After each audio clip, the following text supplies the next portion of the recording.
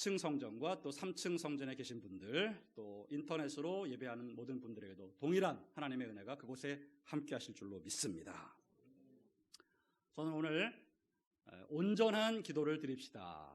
온전한 기도를 드립시다라는 제목으로 하나님 말씀 잠시 나누겠습니다.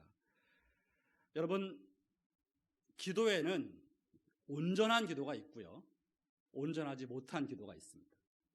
그래서 저와 여러분들이 이 기도의 수준을 끌어올려야 합니다. 기도의 수준을 업그레이드 해야 됩니다. 기도가 여러분 아주 초보적이고 또 어린 신앙 단계에서 머물러 있으면 안 되고, 성숙한 어른으로 성장하여 기도의 수준도 그렇게 올라가야 합니다. 요즘에 한국에서 찐이라는 말을 많이 쓰더라고요. 여러분, 찐이라는 말은 진짜라는 의미인 것 같은데, 가짜가 아니라 진짜를 강조할 때 찐이다라고 말을 하더라고요. 근데 여러분, 기도에도 찐 기도가 있습니다. 진짜 기도, 제대로 된 기도, 올바른 기도가 있다라는 거예요. 우리가 하나님 앞에 기도해서 응답을 받기 위해서 우리의 기도가 온전해져야 합니다. 온전한 기도가 되려면 기도에 절대 빠지면 안 되는 필수적인 요소, 핵심적인 요소가 반드시 있어야 합니다.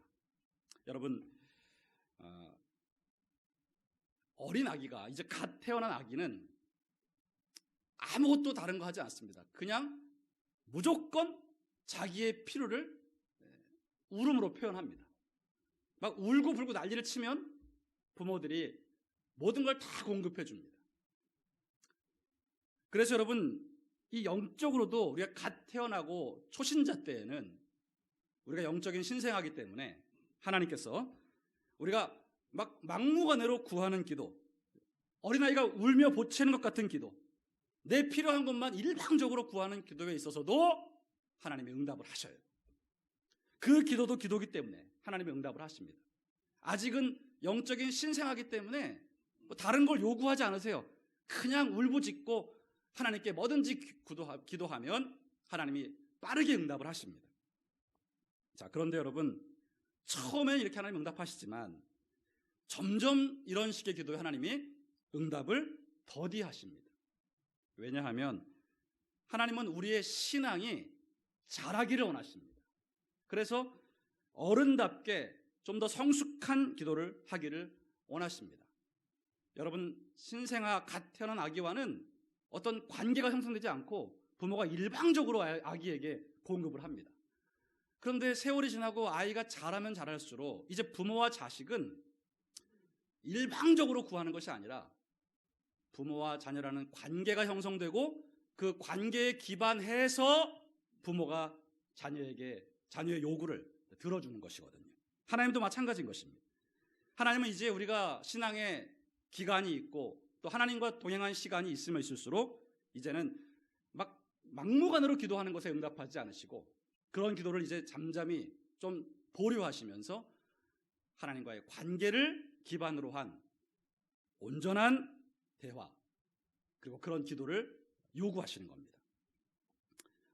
그래서 저와 여러분들의 기도가, 여러분, 예수님 갓 믿었을 때, 구원 막 받았을 때, 초신자 때와는 계속해서 성장을 하고 달라져야 한다는 것입니다. 오늘 일부 예배에 오신 성도님들이 아직 예수님 믿은 지 얼마 안 되신 초신자분들이라면 상관없겠습니다만, 내가 예수님 믿은 지 최소한 10년이 지났고 또 교회에서 여러 가지 직분도 맡아서 오래 봉사하신 분들이라고 한다면 나의 기도의 수준을 점검을 하고 온전한 기도로 계속 성장해 가야 할 줄로 믿습니다. 여러분, 음식이라고 해서 다 같은 음식이 아니잖아요. 음식은 음식인데 음식에 꼭 들어가야 될 양념이 빠져 있으면 간이 안 맞아서 음식은 음식인데 도저히 먹을 수가 없잖아요. 마찬가지로 여러분, 기도에 있어서도 절대적으로 빠지면 안 될 중요한 핵심 요소들이 있어요. 이 핵심 요소가 들어가 있어야 온전한 기도가 된다는 것입니다. 이 요소들이 빠져 있으면 잘못된 기도가 됩니다. 자, 그렇다면 기도에 있어서 절대 빠져서는 안 되는 핵심 요소가 무엇일까요? 첫째로 그것은 바로 믿음입니다.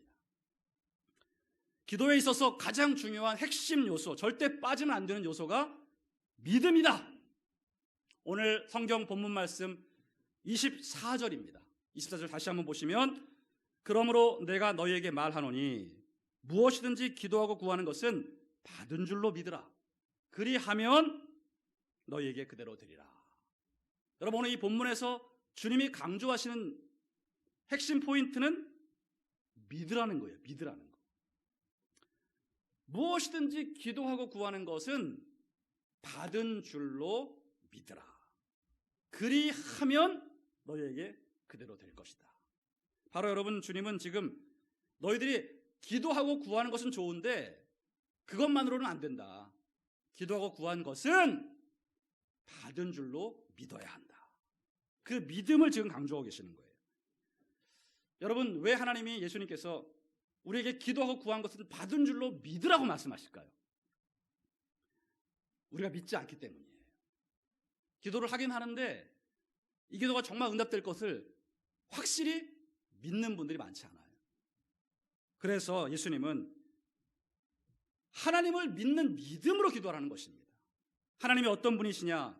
그분은 살아계시고 그분은 전능하시고 우리를 사랑하시는 분이다. 그러니 우리의 기도는 그 살아계시고 전능하시고 나를 사랑하시는 분에게 올려드리는 기도이기 때문에 하나님은 분명히 들으시고 응답하신다. 이 믿음 가지라는 것입니다. 이 믿음을 안 가지고 그냥 기도하는 것은 온전하지 못한 기도라는 거예요. 여러분, 우리 하나님이 살아계시고 전능하시고 나를 사랑하시기 때문에 나의 기도를 들으시고 얼마든지 응답하시는 분이다. 이 믿음을 오늘 다시 한번 여러분 마음에 회복하시기를 주님의 이름으로 축원드립니다. 여러분, 기도라는 게 문제를 무너뜨리는 펀치라고 생각할 때, 여러분, 우리가 이렇게 툭툭 잼만 날려가는 안 됩니다. 그냥 계속 툭툭 쳐서는 안 돼요. 힘을 제대로 실어가지고 한 방을 제대로 날려야 문제가 무너지는 것인데, 여러분, 기도에 있어서 카운터 펀치는 바로 믿음이 실려야 되는 거예요.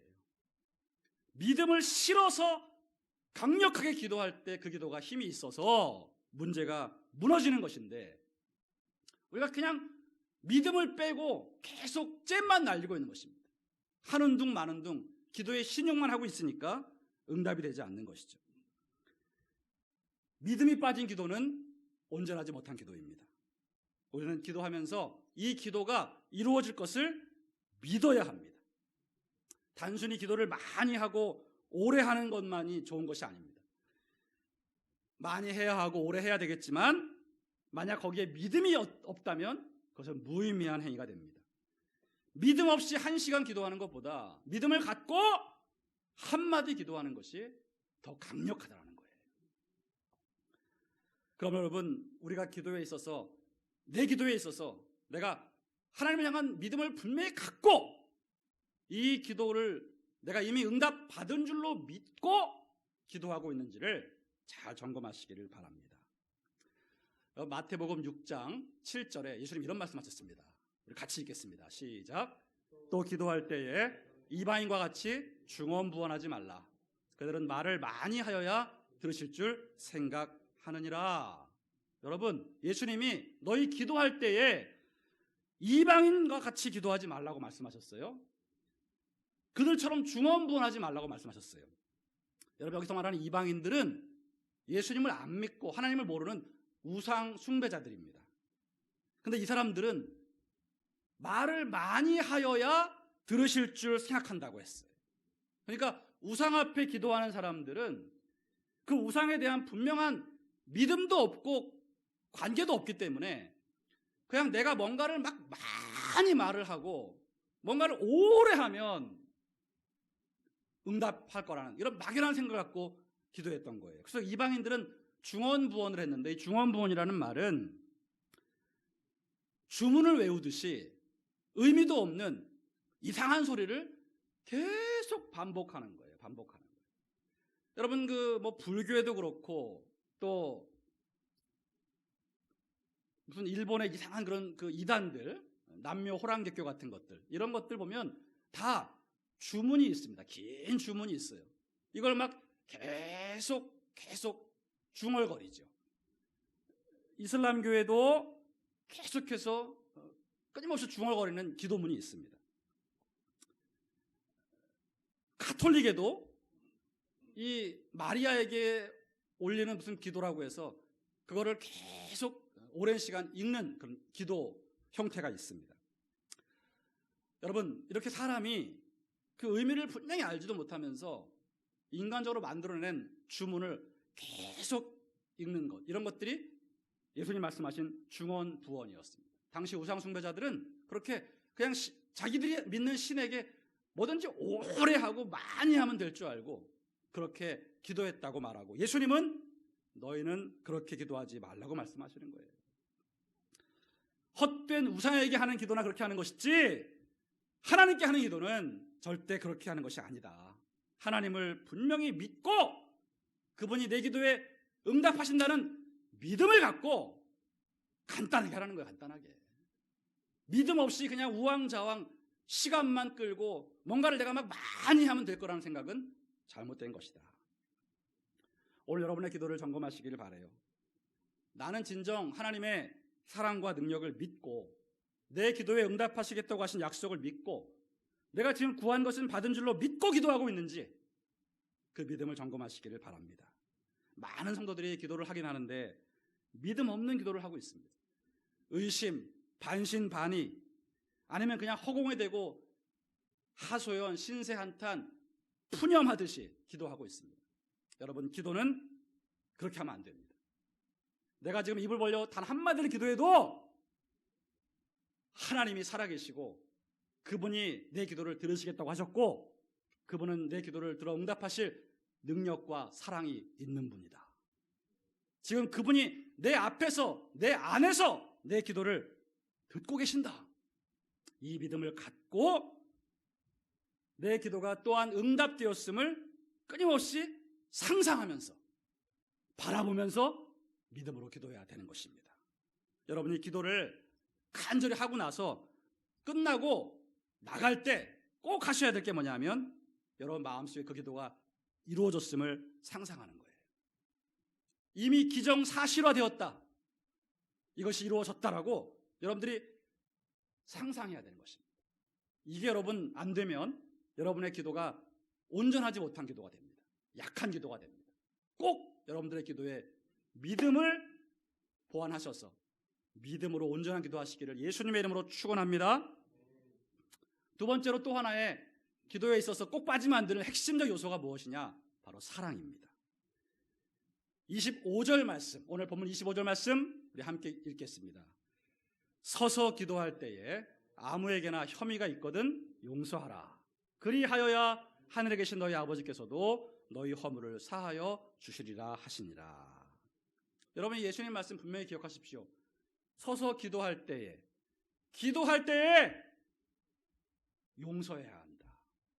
기도할 때에 용서하라. 지금 주님 이 말씀하고 계신 겁니다. 그래야 너희의 허물도 하나님이 사해 주실 것이다. 여러분 기도와 용서의 관계를 꼭 기억하셔야 합니다. 아무에게나 혐의가 있거든, 이 말은 누군가에게 잘못이 있거든, 누군가가 나에게 악을 저지르고 잘못을 저질렀거든, 용서하라는 거예요. 기도할 때 기도하지 말고 용서부터 하라는 것입니다. 여러분 기도와 용서의 순서에 있어서 용서가 우선되는 것입니다. 기도할 때 미움이 있어서는 안 됩니다. 미움을 간직한 채 기도하면 기도의 힘이 약해지고 기도가 나오지를 않고 기도가 막힙니다.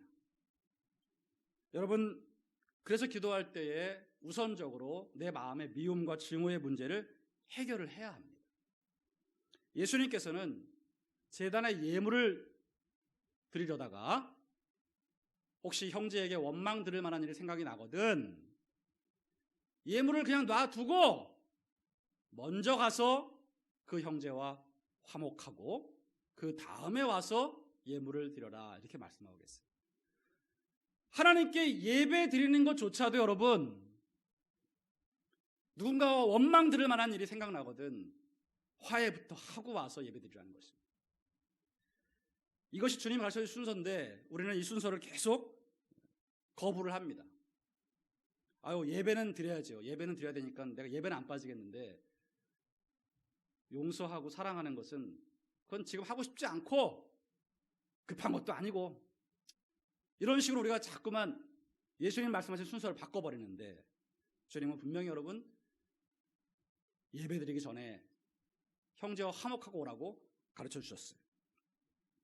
또 우리가 늘 고백하는 주기도문에도 여러분 주님 뭐라고 가르치셨냐 하면 우리가 우리에게 죄 지은 자를 사하여 준 것 같이 우리의 죄를 사하여 주십시오라고 기도하라고 말씀하셨죠. 우리 죄를 사해 주세요라고 기도하지 말고 제가 누군가의 죄를 사해 준 것처럼 저의 죄도 사해 주세요라고 기도하라고 주님이 가르쳐 주신 것입니다. 우리가 이 대목에서 항상 나의 기도를 점검을 해야 되는 것입니다. 여러분 누군가를 내가 용서하지 않고 사랑하지 않으면서 그냥 내 기도만 응답해 달라고 하는 것은 순서가 잘못된 것입니다. 사랑이 빠진 기도는 온전한 기도가 아닙니다. 제가 여러분 옥회를 하면서 이런 분들을 많이 봤습니다. 막 기도는 굉장히 많이 합니다. 오랫동안 기도를 하고요. 열심히 기도를 하시는 분들이 있는데 그런 분들 중에서 그 마음의 미움과 원망을 풀지 않고 기도는 하는데 계속 날카롭고 사납고 누군가를 독서를 내뱉어서 마음에 상처를 주고 그렇게 막 마음에 분노와 미움이 가득하신 분들이 있습니다. 그런 분들은 자신의 문제를 전혀 모르고 스스로는 기도를 많이 하는 사람이라고 내가 신앙이 좋은 사람이라고 그렇게 여기고 있습니다. 그런데 여러분 제가 목회자의 입장에서 분명히 말씀드리거니와 그것은 착각입니다. 사랑이 없이 기도만 많이 하는 것은 절대 좋은 신앙이 아니에요. 그건 오히려 교만해지기 쉽습니다. 오히려 교회에 큰 문제를 일으킵니다. 여러분도 절대 조심하셔야 됩니다. 나 기도 많이 하는 사람이야라는 자부심 여러분 절대 가지시면 안 돼요. 내가 사랑이 있는가? 내가 용서하기 위해 힘쓰면서 기도하고 있는가? 내 마음에 사랑과 용서가 있어야 내 기도가 온전한 기도지 사랑이 빠진 기도는 온전한 기도가 아니라는 것. 그래서 여러분 기도하는 사람들은 항상 내 안에 사랑이 있는지를 점검을 해야 되는 거예요. 사랑 없이 아무 생각 없이 기도만 하면 된다. 잘못된 것입니다. 여러분 잘 아시는 기도와 관련된 찬양 중에 복음성가 중에 오늘 집을 나서기 전 기도했나요? 라는 찬양 있잖아요. 여러분 그 찬양 2절 가사를 보면 어떤 가사가 있냐면 마음에 분이 가득 찰 때 기도했나요? 나의 앞길 막는 친구 용서했나요? 여러분 이 기도의 찬양에 있어서 이 사랑과 용서의 가사가 들어가 있다는 거예요. 여러분 이 찬양 고백할 때마다 여러분 마음에 걸리지 않던가요? 내가 지금 마음에 분이 가득 차고 용서가 안 되는데 내가 그거 처리하지 않고 그냥 기도에 신용만 하고 있지 않는가? 우리가 돌아봐야 되는 것입니다. 사랑하는 성도 여러분, 저도 인생을 살면서 이게 정말 사람 미워지는 게 얼마나 힘들 일이고 이 미움을 떨쳐버리는 게 얼마나 어려운 일인지 저도 충분히 압니다. 사람이 미워지고 싫어지는 것 참 이거 어떻게 감당이 안 돼요. 이거 어떻게 컨트롤이 안 됩니다. 그런데 하나님께서 예수님께서는 그냥 주야장창 미워하지 말라고 말씀하시는 거예요. 용서하라고 말씀하시는 거예요. 이게 우리의 고민이죠. 너무 어려운 이 용서와 사랑을 주님이 그토록 강조하시니까 우리가 참 괴로운 것입니다. 그런데 여러분 어쨌든 우리가 이 하나님 하지 말라고 하신 미움을 계속 품고 있으면 우리의 기도는 거기서 멈춥니다. 더 이상 진전할 수가 없어요. 그 미움과 증오를 깨뜨리고 용서를 해야 우리의 기도가 그걸 뚫고 돌파가 되는 것인데 돌파를 못하는 겁니다. 그래서 저와 여러분들은 미움이 생겼을 때 어찌하든지 용서와 축복을 결단을 해야 됩니다. 당장은 용서가 안 될지라도 여러분이 기도하셔야 됩니다. 다른 기도할 게 아니라 그 문제를 놓고 기도해야 되는 거예요. 내 안에 미움과 원망이 있는데 그 문제를 외면하고 모른 척하고 그냥 다른 것만 기도해서는 안 되는 것이에요. 솔직하게 여러분 하나님 앞에 여러분들의 미움과 증오 또 복수심, 원망을 아뢰야 되는 것입니다. 감추시면 안 돼요. 솔직히 기도하세요, 여러분. 하나님, 저 그 사람이 밉습니다. 저 그 사람이 용서가 안 됩니다. 저 복수하고 싶습니다. 저 원망스럽습니다. 솔직히 여러분들의 그 마음을 주님 앞에 토해 놓으시라는 거예요. 그렇게 하나님 앞에 솔직히 고백을 하기 시작하면 여러분 용서가 시작됩니다. 그렇게 하나님 앞에 막 하소연하고 하나님께 다 일러 바치는 겁니다. 그리고 하나님, 그래도 하나님이 저한테 용서하라고 하시고 사랑하라고 하셨기 때문에 제가 그렇게 하기를 원합니다. 그런데 하나님 제 힘으로 안 되니까 저를 도와주세요. 여러분의 그 용서를 하나님께 도움을 요청하셔야 돼요.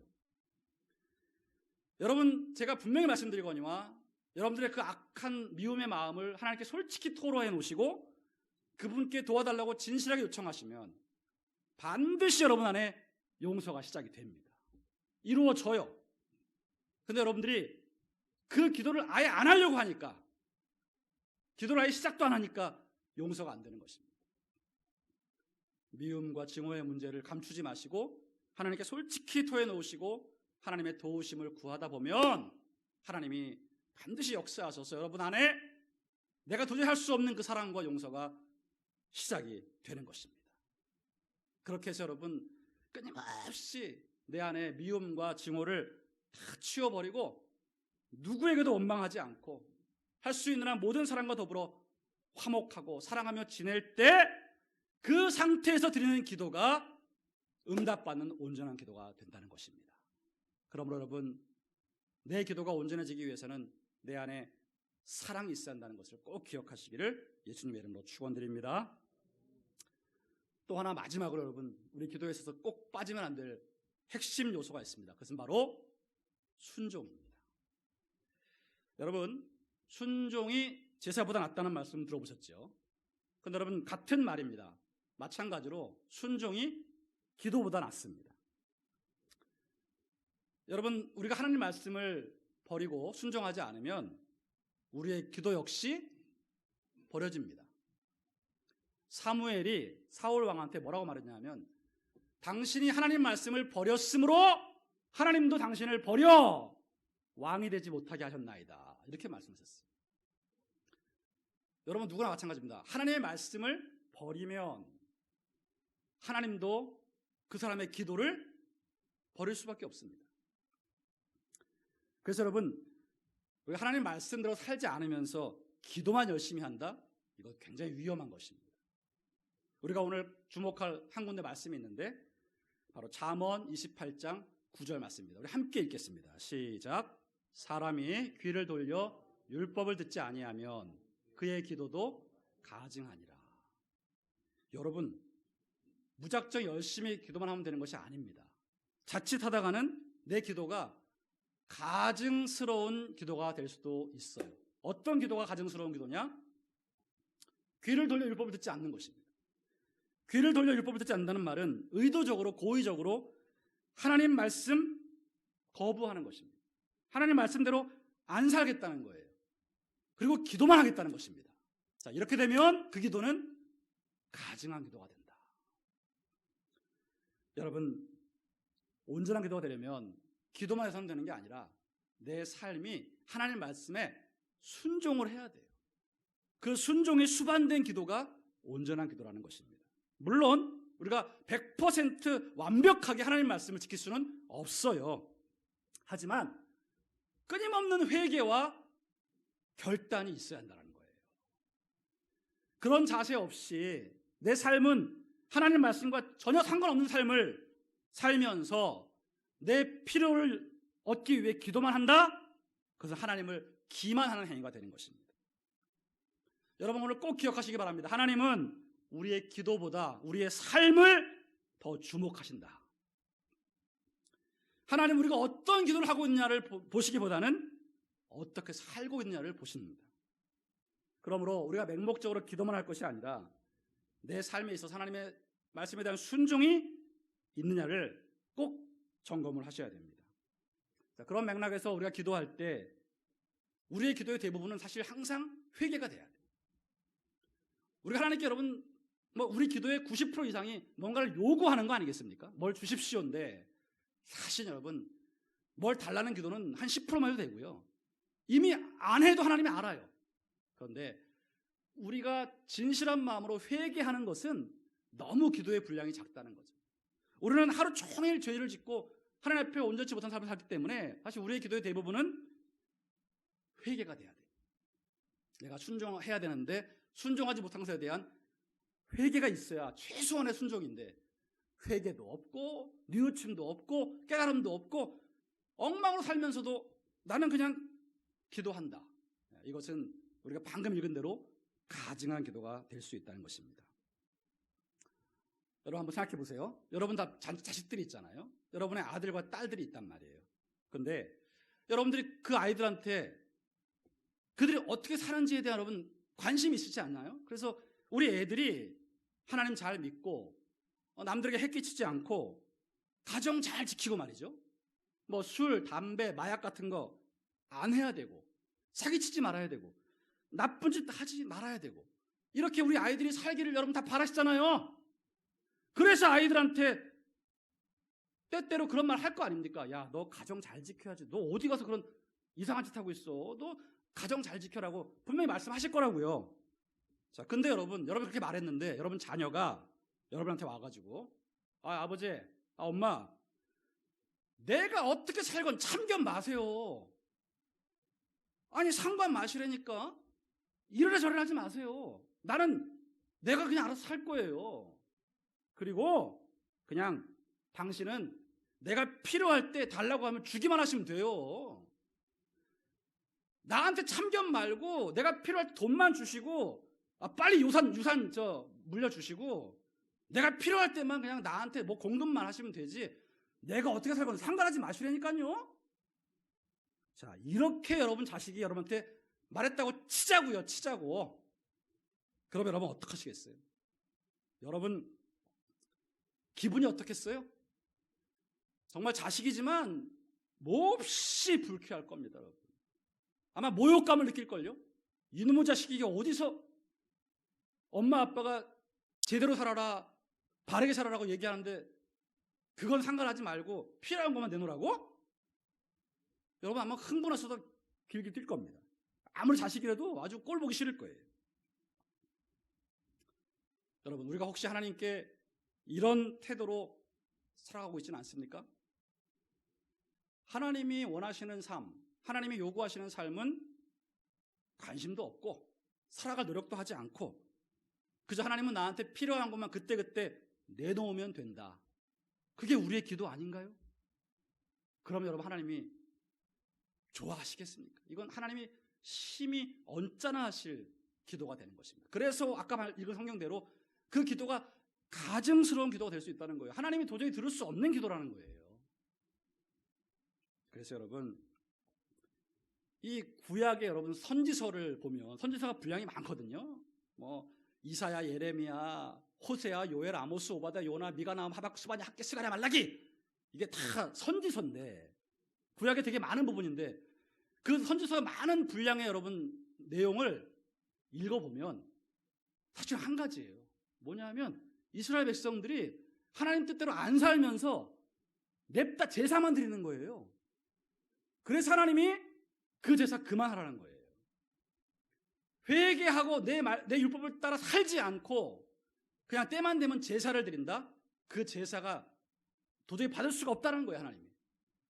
그래서 형식적인 종교 행위를 다 멈추고 회개하고 돌아오라는 게 그 많은 선지서의 내용의 핵심이라는 거예요, 여러분. 하나님 지금도 우리에게 그 말씀하시는 거예요. 우리가 주일 예배도 드리고 뭐 여러 가지 봉사와 11조도 드리고 종교적인 행위는 다 하고 있지만 나의 삶이 하나님을 떠나 있고 하나님 말씀대로 안 살고 있으면 그런 상태에서 드리는 예배와 기도는 하나님이 기뻐하실 수가 없다. 하나님은 저희들의 아버지시기 때문에 당연히 우리의 요구를 들어주시고 우리의 좋은 것을 얼마든지 주시는 분이에요. 우리는 여러분 그 하나님의 뜻대로 사는 일에 포커스를 맞춰야지 어차피 다 주시는 분한테 그냥 자꾸 달라기만 하고 그분이 요구하시는 삶은 안 산, 이렇게 되면 아주 버르장머리 없는 싸가지 없는 자식이 될 수밖에 없다는 것입니다. 여러분 진정 능력 있는 기도는요, 순종하며 드리는 기도인 것입니다. 삶에서 내가 최선을 다해 하나님께 순종하는 가운데 드리는 기도가 능력 있는 기도이지 큰 소리로 기도하는 게 능력 있는 게 아니에요. 여러분 크게 기도하는 것은 목청이 큰 거지 신앙이 큰 게 아니에요. 영성은 육체의 힘과 반비례합니다. 육체의 힘이 빠져야 영성이 강화되지 막 혈기 충만하고 막 목소리 큰 것은 영성이 좋은 게 절대 아니에요. 다시 말씀드립니다, 여러분. 하나님은 우리의 기도보다 우리의 삶에 더 관심이 많으시다. 그래서 내 삶을 하나님 앞에 올바로 사는 것이 더 중요하고 그 삶을 잘 정돈해야 내 기도가 응답이 된다는 것이에요. 여러분, 저는 여러분께 분명히 말씀드리거니와 기도 만능주의를 조심하셔야 됩니다.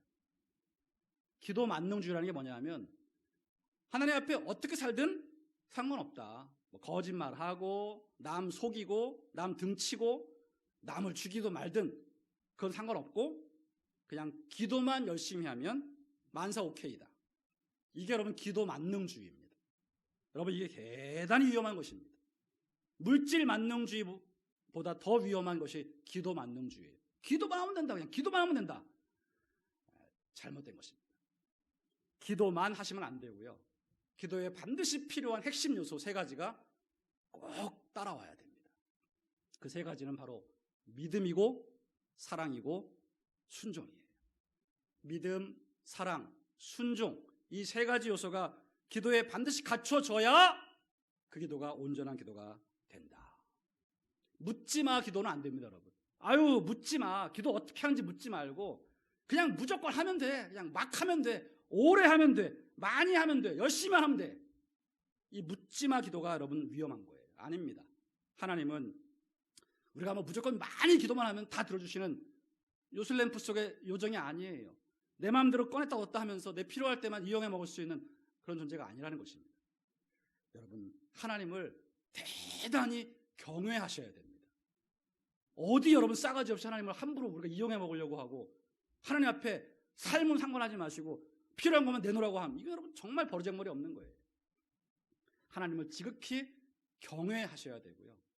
그분이 나의 삶을 보신다는 것을 기억하셔서 여러분의 믿음과 사랑과 순종을 하나님 앞에 나타내야 되는 것입니다. 오늘 설교가 여러분 절대 기도하지 말라는 것은 아닙니다. 기도는 해야 되고요. 기도는 너무나 중요한 것입니다. 그런데 기도가 너무나 중요한 것이기 때문에 잘못하시면 안 됩니다. 온전하게 하셔야 돼요. 믿지도 않고 사랑과 용서도 하지 않고 순종도 없이 그냥 기도만 하면 오히려 독이 되고 위험해집니다. 하나님께서 나를 사랑하시기 때문에 그리고 그분이 살아계시기 때문에 내 기도는 하나도 헛되지 않고 그분이 반드시 들으시고 응답하신다. 그래서 내 기도는 이미 응답되었다라고 받은 줄로 끊임없이 믿어야 합니다. 그리고 기도를 할 때마다 내 안에 미움이 있지 않나, 사랑하고 용서해야 하는데 내가 아직도 미워하고 증오하고 막 복수심에 치를 떨고 있지 않나, 그렇다면 다른 기도를 멈추고 사랑과 용서의 마음이 회복될 수 있도록 하나님께 기도하셔야 됩니다. 그리고 내가 하나님 말씀대로 지금 살지 않고 있는 죄와 불순종이 무엇이 있는가, 이걸 돌아보고 그것을 고쳐나가야 됩니다. 고쳐나가야 우리의 기도가 온전해지고 힘이 있어진다는 것이에요. 오늘 여러분, 저는 다시 한번 우리 강성대 성도들께서 기도를 참 열심히 하시고 기도를 많이 하시는 분들인데 부디 온전한 기도를 드리시기를 바랍니다. 그래서 하나님이 정말 기뻐하시는 기도, 응답 안 하실 수가 없는 기도 하셔서 여러분이 기도의 참 능력을 다 경험하게 되시기를 예수님의 이름으로 축원합니다.